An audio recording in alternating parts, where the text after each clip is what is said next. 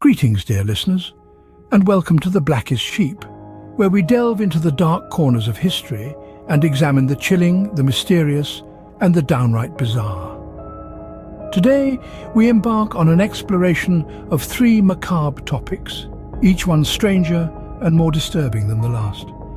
Firstly, we'll unearth the chilling origin of grave bells, those eerie instruments designed to alert the living to the plight of the mistakenly buried. Then, we'll traverse the unsettling history of lobotomies, a medical procedure once hailed as a miracle cure, whose horrifying reality we'll fully unpack.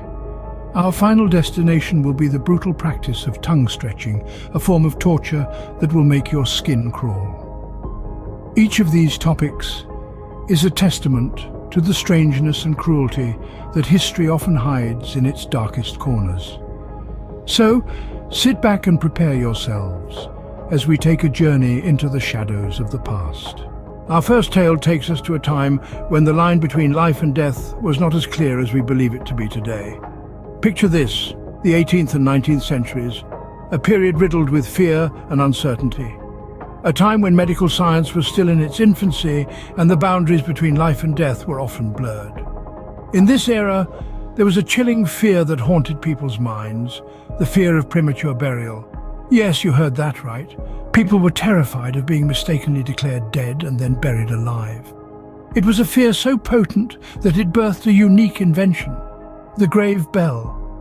The grave bell, or safety coffin, was a device designed to prevent this horrifying fate. It was a simple yet ingenious setup. A string was tied to the finger or toe of the supposed deceased, and the other end was attached to a bell above ground. If the person woke up in their coffin, a simple movement would set the bell ringing, alerting those nearby of the horrifying mistake. This was a time when diseases like cholera and yellow fever were rampant, often causing victims to fall into a death-like coma. With no reliable ways to confirm death, many were buried prematurely. The grave bell was a beacon of hope, a lifeline in the most literal sense, offering the buried a chance of survival. But the grave bell was not just a device. It was a symbol of the fear that gripped society. It was a grim reminder of the uncertainty of life and death. And it was a testament to the human will to survive, even against the most unthinkable odds. Now imagine the sheer terror of waking up in your own grave, your only hope of rescue, a tiny bell ringing in the still night air. From the fear of being buried alive, we now move to a medical procedure that was almost as terrifying, the lobotomy. In the early 20th century, the world of psychiatry was rife with desperation. Patients with severe mental health issues often found themselves subjected to harsh treatments or confined indefinitely. Then, in the late 1930s, a glimmer of hope appeared on the horizon, the lobotomy. The lobotomy was first developed by Portuguese neurologist Egas Moniz, who believed that mental illnesses were caused by fixed circuits in the brain. The solution, he thought, was simple. Sever these connections and the symptoms would cease. His theory gained traction, and rapidly the lobotomy became a popular procedure worldwide. The lobotomy was hailed as a cure-all for a range of mental health issues. From schizophrenia to depression, anxiety to obsessive-compulsive disorder, it seemed there was no ailment the lobotomy couldn't tackle. The procedure was simple, quick, and required little medical equipment. It was in many ways the perfect solution to a problem that had plagued society for centuries. But the reality of the lobotomy was far from the miracle cure it was touted to be. Patients often underwent the procedure without anesthesia, awake and aware as a doctor inserted a sharp instrument through their eye socket and into their brain. The aftermath was equally horrifying. Many patients were left with severe cognitive and physical impairments, their personalities irrevocably altered. Some even died as a direct result of the procedure. The horror stories began to pile up. Rosemary Kennedy, the sister of future President John F. Kennedy, was left permanently disabled after a lobotomy. Howard Dully, a 12-year-old boy, was given a lobotomy because his stepmother found him difficult to manage. His life was forever marked by the procedure. The public outcry grew louder. The medical community began to question the ethics and efficacy of the procedure, and slowly the tide began to turn against the lobotomy. By the 1950s, the lobotomy had fallen out of favor. New psychiatric drugs were being developed that offered a more humane and effective treatment for mental health disorders. The lobotomy was seen for what it truly was, a brutal and ineffective procedure that caused more harm than good. Yet, the legacy of the lobotomy lingers on. It stands as a chilling reminder of a time when desperation led to dangerous and unethical practices.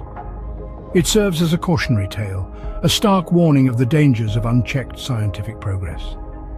The lobotomy, once hailed as a miracle procedure, now stands as a chilling reminder of the horrors that can occur when science is not tempered with ethical considerations. Our final tale is not for the faint of heart.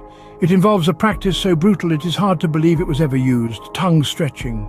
This practice, as ghastly as it sounds, was indeed a form of torture employed in some of the darker corners of human history. The very mention of tongue stretching sends shivers down the spine, doesn't it? Well, it was designed to do just that. The notion of having one's tongue extended to unbearable lengths is enough to induce fear in the bravest of souls. But how was such a terrifying method carried out? The tools of the trade were alarmingly simple: a pair of tongs and sometimes a set of ropes. The tormentor would grasp the victim's tongue with the tongs and pull. If ropes were used, they were tied around the tongue, then pulled taut, stretching the tongue to its limits. The pain, as you can imagine, was excruciating. The human tongue, though flexible, has its limits. Stretch it beyond its capacity, and the agony is unimaginable. But why, you might ask, would anyone resort to such a barbaric method of torture? The reasons were as varied as they were chilling. Often it was a form of punishment for those who dared to speak out against those in power, a grim reminder to others of the consequences of dissent. In some cases, it was used as a form of interrogation. The agony inflicted by the act was often enough to make the victim spill their secrets. In other instances, it was simply a display of power, a demonstration of the tormentor's ability to inflict pain and instill fear. There is no sugarcoating the fact that tongue stretching was a brutal, inhumane practice. It was a method that exploited one of our most vital organs, one we use every day to communicate, to taste, to express our emotions. And so, we end our journey into the macabre history of tongue stretching. We have journeyed through the dark today, dear listeners, exploring grave bells, lobotomies, and the gruesome practice of tongue stretching. Our journey was not for the faint-hearted, but for those who find a thrill in the shadows, in the macabre, in the stories that others dare not tell. Thank you for joining us on this journey into the shadows. Remember to like, subscribe, and click the bell so you don't miss future horrors. Until next time, this is the Blackest Sheep, signing off.